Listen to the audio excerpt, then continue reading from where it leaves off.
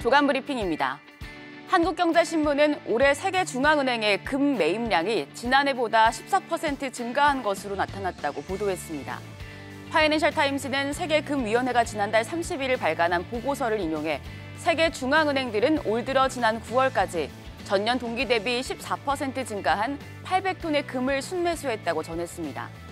이 가운데 중국 중앙은행인 인민은행이 올해 가장 많은 181톤의 금괴를 사들여 금 보유량을 외환 보유액의 4%까지 끌어올렸습니다. 이스라엘과 하마스 간 충돌이 중동 정세를 뒤흔들면서 금값은 가파르게 오르고 있습니다. 이날 시카고 상업거래소에서 금은 한때 트로이 온스 31.1g당 $2,000가 넘는 가격에 거래됐습니다. 조선일보는 갈수록 촘촘해지는 미국의 반도체 제재 속에도 중국 반도체 기업들이 잇따라 첨단 제품 개발과 양산에 성공하고 있다고 보도했습니다. 중국 최대 메모리 반도체 회사인 YMTC, 양쯔 메모리 테크놀로지가 세계 최고 수준인 232단 낸드 플랫이 양산에 성공했습니다. 홍콩 사우스차이나 모닝포스트는 지난 7월 출시된 중국의 대용량 저장 장치 SSD에 YMTC가 제조한 232단 낸드 플래시가 탑재됐다고 밝혔습니다.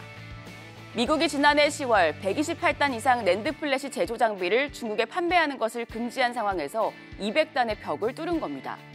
앞서 지난 9월엔 중국 최대 파운드리 기업인 SMIC가 7나노 공정을 이용한 스마트폰 반도체를 생산해 화웨이 최신 스마트폰에 탑재하기도 했습니다.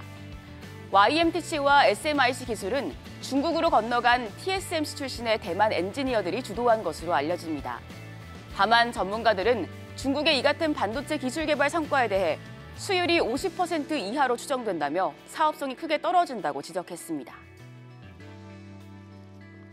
이어서 경향신문은 고령화로 자영업자도 연령대가 높아지고 있다고 보도했습니다. 통계청이 이를 발표한 2023년 8월 비임금 근로 부가조사 결과를 보면 올해 8월 기준 비임금 근로자 672만 4천 명 중 260만 7천 명, 38.8%가 60대 이상인 것으로 나타났습니다. 비임금 근로자 가운데 60세 이상 연령층 구성비는 10년 전인 2013년 25.9%였는데 10년 새 13%포인트 가까이 증가했습니다.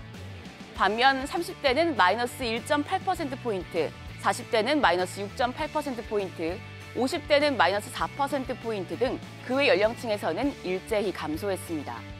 이는 고령화 흐름이 가속화하면서 자영업 역시 고령층 위주로 노동구조가 바뀌어가고 있는 것으로 해석됩니다. 그간 다니던 직장에서 은퇴한 고령층이 타 연령층에 비해 자영업 진입 장벽이 낮은 점도 영향을 미치는 것으로 분석됩니다. 중앙일보는 아파트 재건축 공사비를 둘러싼 조합과 시공사 간 갈등이 늘고 있다고 보도했습니다. 부동산 업계 등에 따르면 2,678가구를 짓는 잠실 진주 아파트 재건축 사업의 시공사인 삼성물산과 HGC 현대산업개발이 지난 8월 재건축 조합에 3.3제곱미터당 공사비를 660만 원에서 898만 원으로 인상해달라고 요청해 사업이 표류하고 있습니다. 노원구 월계동신 재건축조합도 최근 공사비를 두고 시공사와 갈등을 빚고 있습니다. 이처럼 분쟁이 잇따르는 건 코로나19 등을 겪으면서 원자재 값과 인건비 등이 크게 오른 데다 가파른 금리 인상으로 금융 비용이 더해지면서 시공사의 공사비 부담이 커진 탓입니다. 하지만 추가 부담금 명세표를 받아든 조합은 이를 쉽게 받아들이기 어려운 상황입니다. 그래서 조합이 공사비 적정 여부 검증을 요청하는 사례도 꾸준히 늘고 있습니다. 이에 정부는 지난달 20일부터 현장의 공사비 분쟁 조정 전문가를 파견하는 등 대책을 내놓았고 국회에서도 관련 논의가 진행 중입니다. 마지막으로 중앙일보는 최근 1955년에서 1974년 출생한 5060 베이비부머 세대가 온오프라인을 넘나들며 주력 소비층으로 떠오르고 있다고 보도했습니다. 이들은 베이비부머와 쇼퍼를 합친 부머 쇼퍼로 불리는데 정보기술, IT 기기와도 친숙해서 그간 젊은 세대의 전유물로 여겨졌던 음원 시장이나 온라인 동영상 서비스 구독 등 디지털 영역에도 파고드는 것이 주저함이 없다고 합니다.